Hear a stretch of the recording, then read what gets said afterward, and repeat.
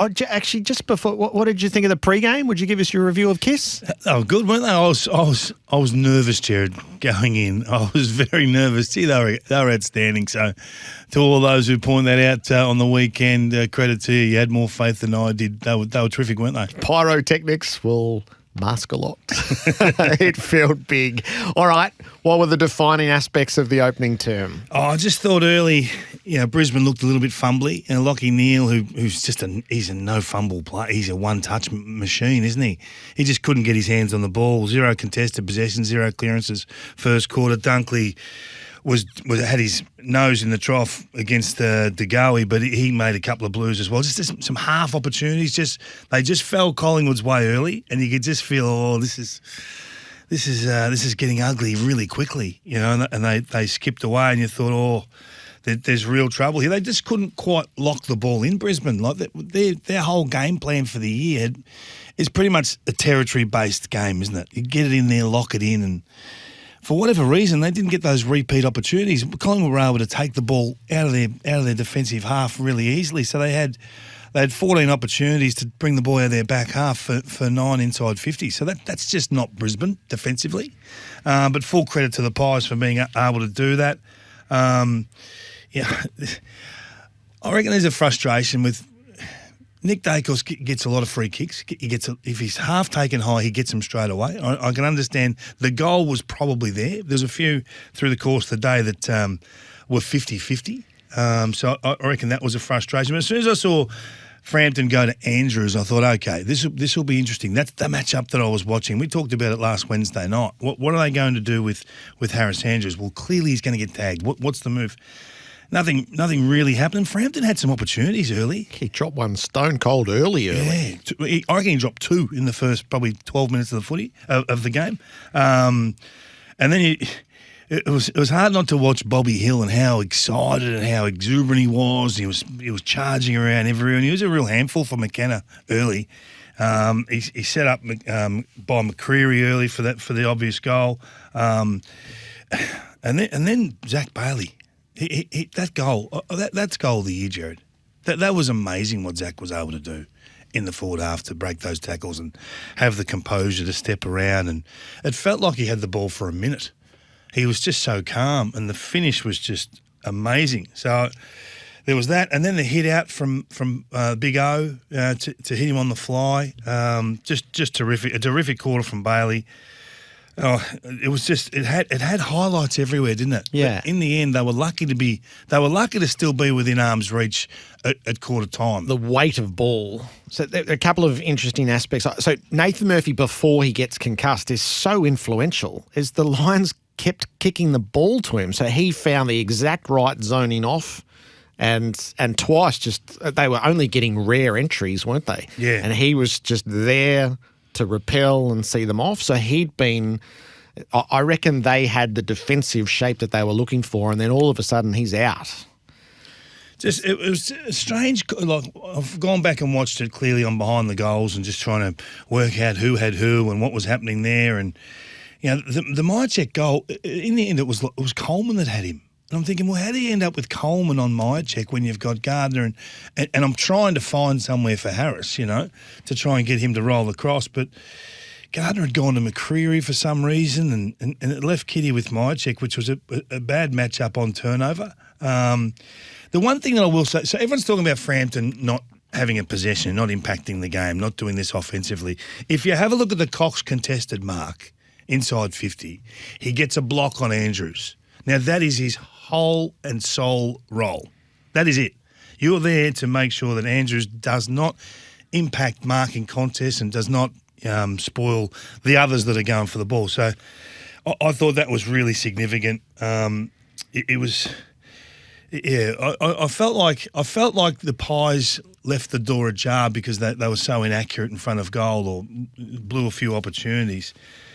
Now, I have been corrected on the Rayner going back a spare. He's done it a few times through the course of the year, so I will back over that. But when he went down back, your whole responsibility going back as the loose man with 70 seconds to go, 90 seconds to go, is to run the clock out, is to not concede, not give another opportunity. So when he takes an uncontested mark in the D50, There's 30 seconds to go. His job is to run that 30 seconds off, find another uncontested mark, settle things down, slow things down, go wide, get a stoppage.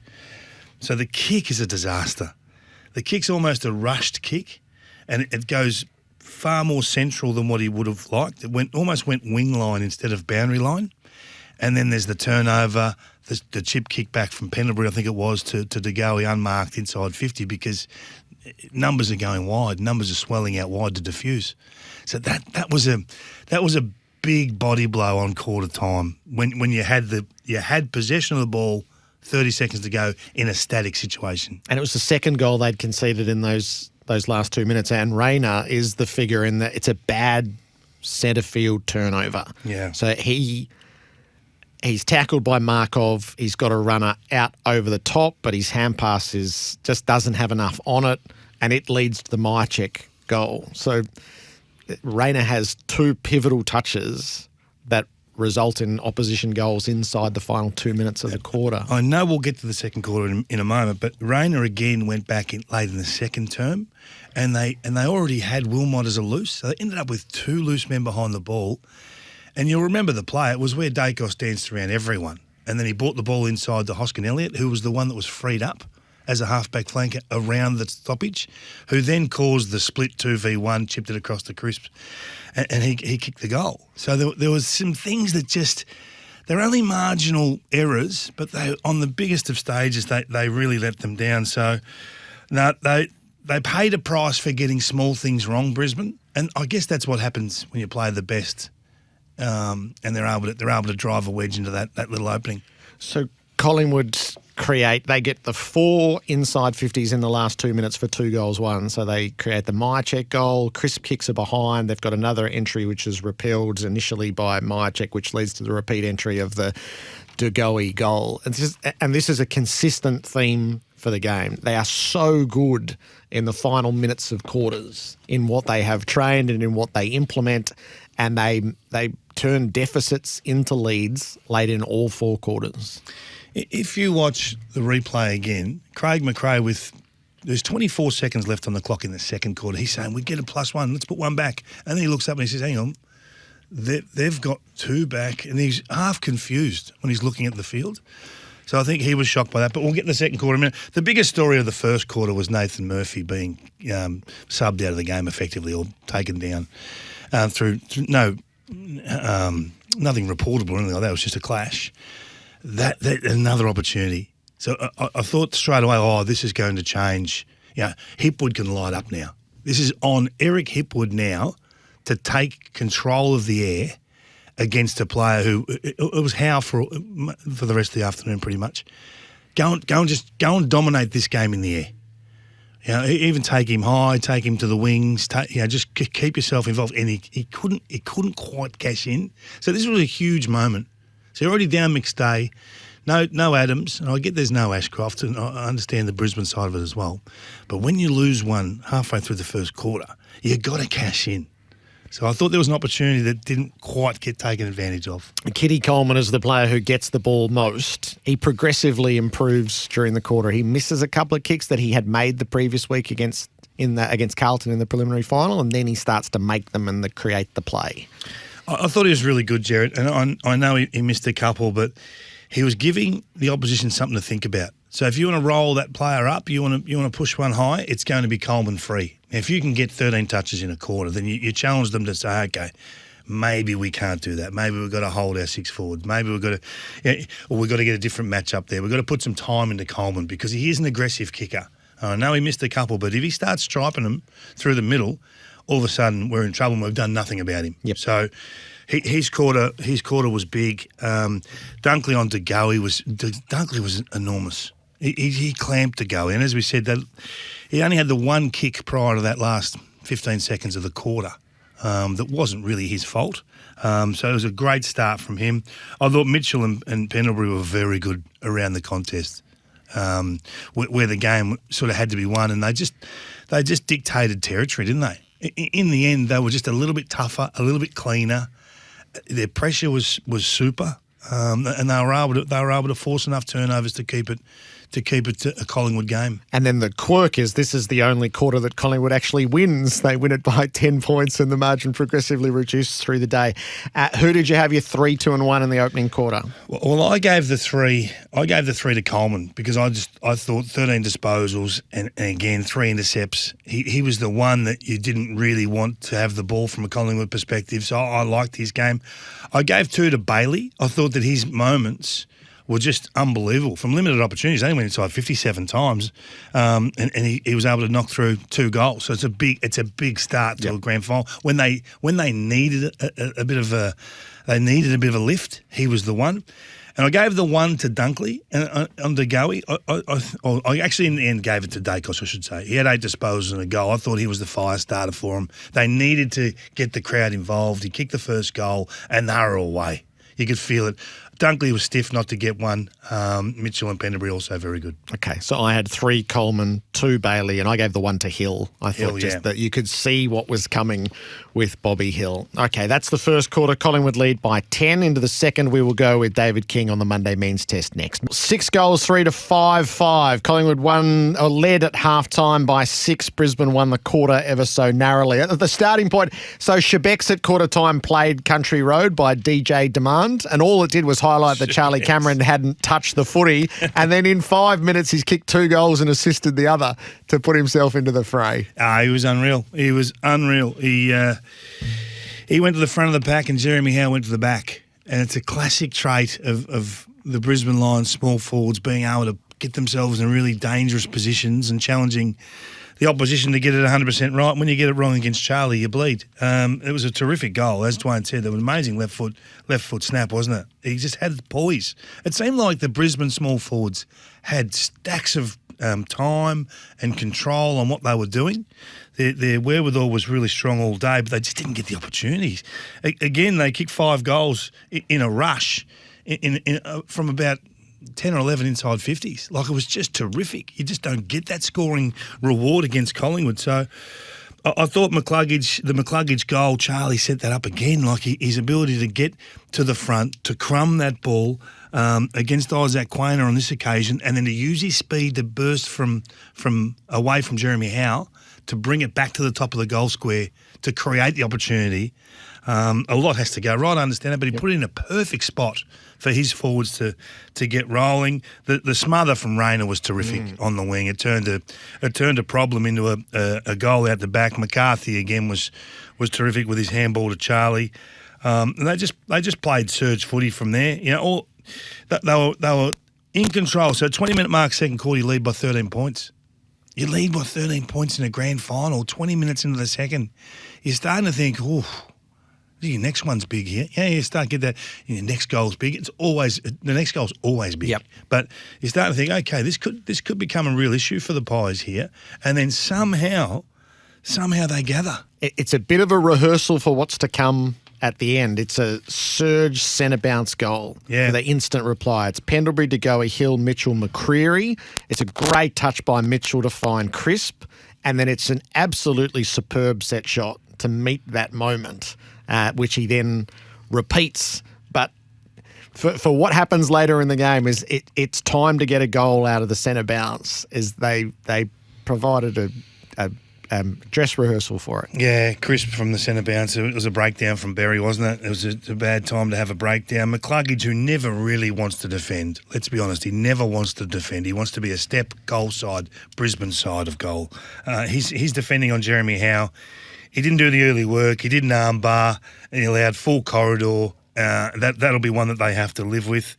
You know, Bobby Hill's mark inside 50 to bring it to all square. You thought, oh my God, here we go again.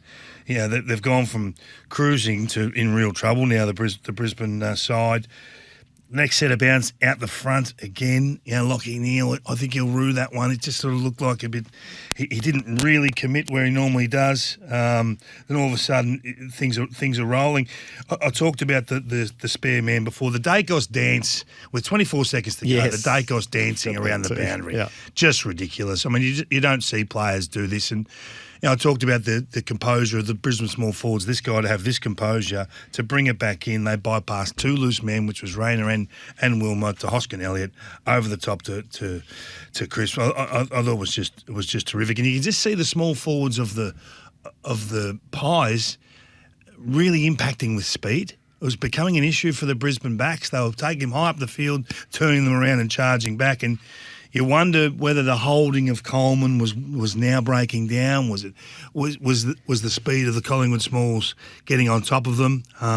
Just a lot of little clever things happened in this quarter. I thought there's a couple of little subtle touches that Jeremy Howe does. There's a little handball that just squirts it out of traffic to an uncontested passage to leave their back 50. I just thought it was terrific. He's in my notes as sneaky good at this stage. He was, yeah. He's very clever. But Bobby Hill took control. He took control of the game. And this is the one man in the end, and we know he's been recognised with the Norm Smith, and so he should.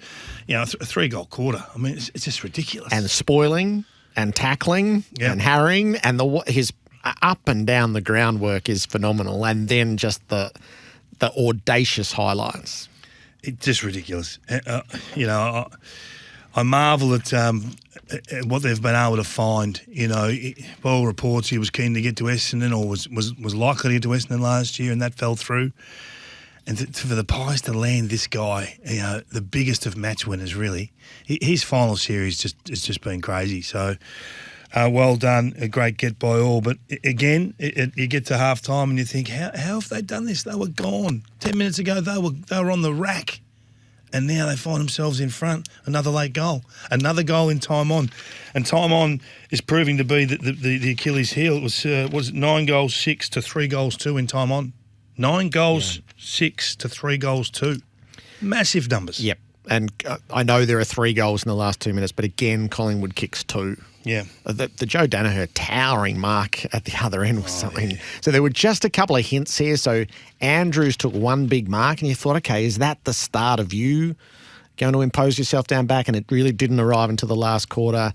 And I thought Danaher's quarter was excellent as he started to work his way into it. It's the only thing he got wrong in the first quarter was he made poor decisions with ball in hand. He was obsessed with the long kick when the shorts were on, but he started to have influence here. And clearly there had been some coaching for Brisbane to just surge the ball on. So if you get somewhere near inside your forward 50 or forward of the ball, just get it over the back. Get it forward. And they reaped the rewards in this second term with the Danaher goal after the Hipwood contest, which you'll all remember. What are your second quarter votes? Second quarter, clearly Bobby was... I can only give him 3. I wanted to give him 6 votes for this quarter. It was amazing. I thought Mitchell was really significant in this term. He's starting to have an impact. 7 disposals, 2 clearances, 4 score involvements. And McCluggage, even though he let Howe go through the corridor, he still had a big impact on this game. 10 disposals, 4 of those become scores. He was big. All right, I had 3 Hill. I had 2 Nick Dacos in that quarter and 1 Danaher as he starts to loom. Kicked 1 goal 6 and Brisbane 2-2. The Magpies led by 4 points at the final change. David King, how did you see the third term? Oh, it was a cracker, wasn't it? There was just so many things happened. I still can't believe that 50-metre penalty to McCluggage. That was horrendous, wasn't it? Awful call. That was horrendous. It just lacked common sense. He was backing back anyway. He never settled. So for the stand to come into play, Markov has to be standing. You have to give him time to actually stand. And he never once he's been on top of McCluggage, he backs away. That was just red hot. I just thought Bobby Hill out. Actually, just before you do, it came at such a moment too because... what was it, 8 points, and the Collingwood crowd had the play was running the Magpies' way. They just didn't have anything to show for it. The crowd had just started to insert themselves with the Collingwood chant, and then it just came straight out on that decision. My biggest take for the quarter was that they'd blown opportunity after opportunity, so 6 behinds in a row, and it took the previous skipper to just say, hey, let's just calm the farm here, a bit of composure. And you just sometimes need your stars to grab the game by the throat. And Pendlebury did it he does that in his own way.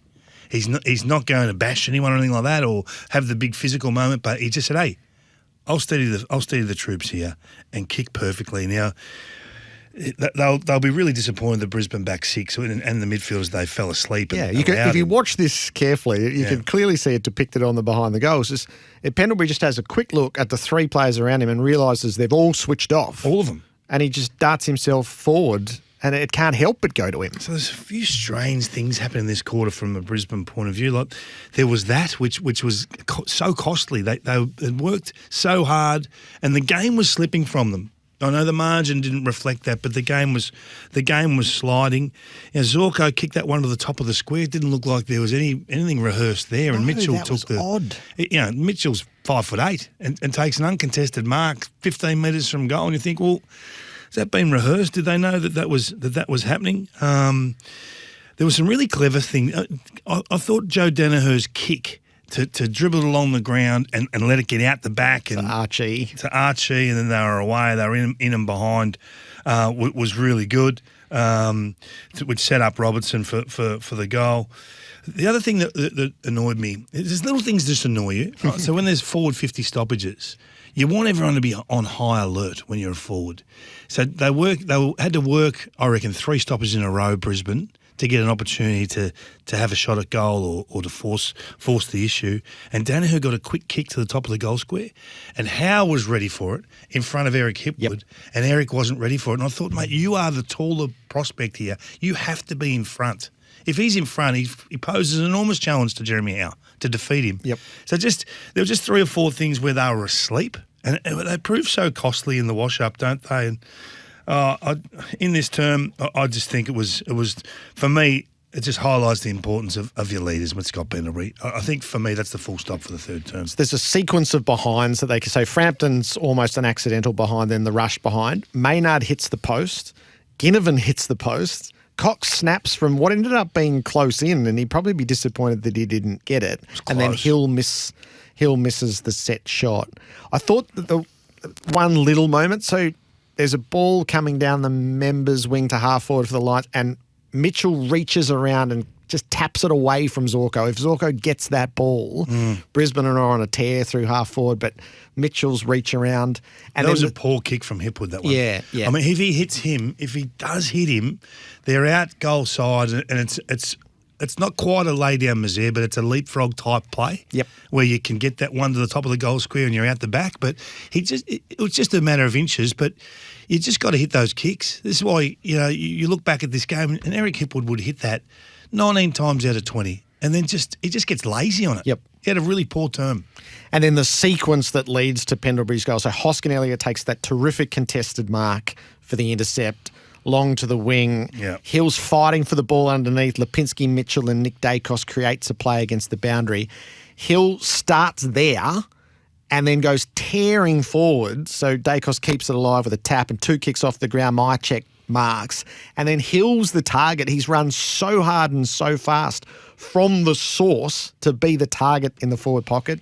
Just outstanding work rate. It just highlights, again, the speed of those small forwards for Collingwood getting right up and charging right back. Brisbane, they lack that one lock-away small back. And everyone says that it's Starcevic. I'm not sure it's Starcevic. Like if they had a Nathan Broad type or a Blake Hardwick type, this doesn't happen. Yep. They're so important, those types of players. They're very rarely recognised, but when you don't have them, you bleed. Hill was enormous, again, in moments in this quarter. And then McCarthy has the last set shot, and this is the kick that De Goey and Crisp both make, and he misses. So in the small margins, the most underestimated is the difficult set shot in the clutch circumstances, and McCarthy doesn't make what the Collingwood players have been making. The best player in this quarter is Jack Crisp. Yeah, 9 disposals, 3 intercepts, 2 scoring involved. I thought he had a magnificent game, and he gets reflected with the 3 for me. Danaher, even though he only had the 4 touches, I thought everything he did turned to gold, and he was one that looked like really swinging this game, and I've recognised Mitchell in there as well. I just think what he does is hard to always recognise live, but on reflection, 4 disposals, couple of contested possessions in there, and 3 scoring. They scored 7 times. He's involved in 3 of them, so it's a pretty big quarter. I had 3 Crisp, 2 McCluggage and 1 Mitchell it was a hand-to-hand combat in the midfield a lot of this term. And as happens in thrilling grand finals, each moment will carry through the years. They sort of instantly become part of folklore. Amazing quarter, an amazing game, an amazing season, and it just had the stars stand up at the right times. I thought that De Goey was really had some critical moments and was seriously important. Dacos, we heard Cornsey talk about just then.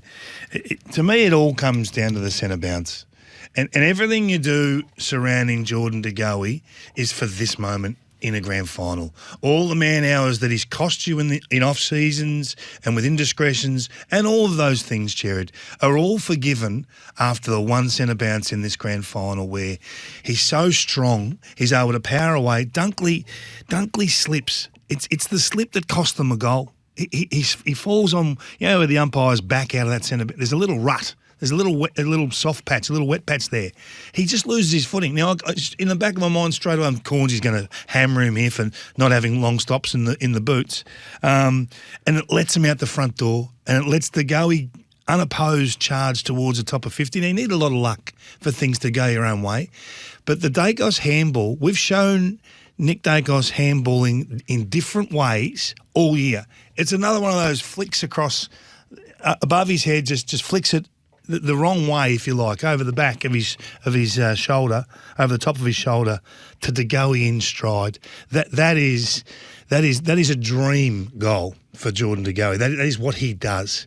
So for Collingwood, for all the pain they've been through, there's the moment that repays in spades. I thought it was huge. So they fall behind and they stack their midfield for this moment, don't they? Pendlebury, Nick Dacos, De Goey, and they all have a critical influence. I like to believe they committed the 6-6-6 breach to get the ball tossed up, but that's not really true. That's just got to be part of myth.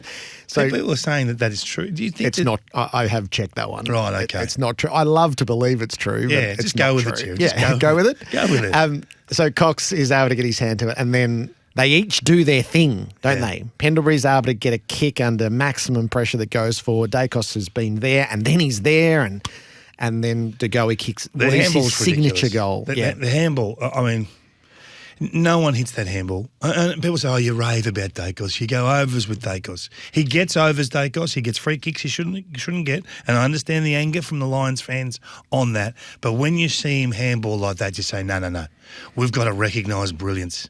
And that's exactly what we're doing. I thought Howe was really good. Kitty Coleman had the chance to really to make a big statement when he stepped through 60, then 55 to 50. I thought if he kicks this, it's huge. He had options. He could have hit a couple of uncontested markers inside 50, but he took the game by the bull by the horns and missed. It was a big moment that I think would have just propelled Brisbane for the next 10 minutes or so. Berry was so dumb to give away that 50-metre penalty to side bottom. It's just a textbook 50. And I always recognise Robert Walls, who said, dumb players get you sacked. You got to get them out of your club. So that's one I didn't think side bottom had 55 metres still in those old legs, but they just found they're better players and their leaders just found a way to impact the game. So it's at the second 50 that Berry's given away, and then he tries to make amends and he blind turns Nick Dacos, who's left clutching at air. So that's the only player all year who's been able to do that, and it creates the opportunity where Charlie Cameron, he beats Maynard in a test of strength, and then he beats Quaynor in a test of agility. It's a very fine goal to put them in front late. Well, Charlie beats Maynard, beats Isaac Quain. I still don't know how he controlled that footy and did what he did. What a rare talent! And like you say, they found their way into the front. How did they get? How did they hit the lead? How long was it? 5:31 to go. 5:31. I mean, incredible, isn't it? Harris Andrews was a factor in this quarter. He actually found a way to get himself in the game. It looked like he was a lot higher up the field than what he'd been. So I think he won 6 intercepts for the quarter. It's a big quarter. And I keep coming back to it. You had to have him involved in the game more. I wouldn't have even minded if they said, you know what, we've got to win this game. He's doing nothing for us down back. Throw Hipwood back and throw him forward. I mean, the game was crying out for Harris Andrews to do one or two things, like Pendlebury was doing, like De Goey was doing, like Dacos was doing. So they just needed one of their leaders to do that. It didn't happen. Joe was ever present in that forward line. The snap goal was terrific.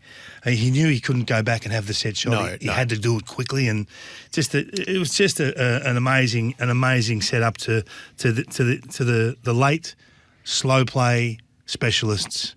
That if there's 100 seconds on the clock, you know how it's going to finish. Yeah. So there are 93 seconds left, and I imagine, I don't want to speak for Collingwood supporters, but given the history that they have in grand finals, they're going, what manner of doom can befall us here?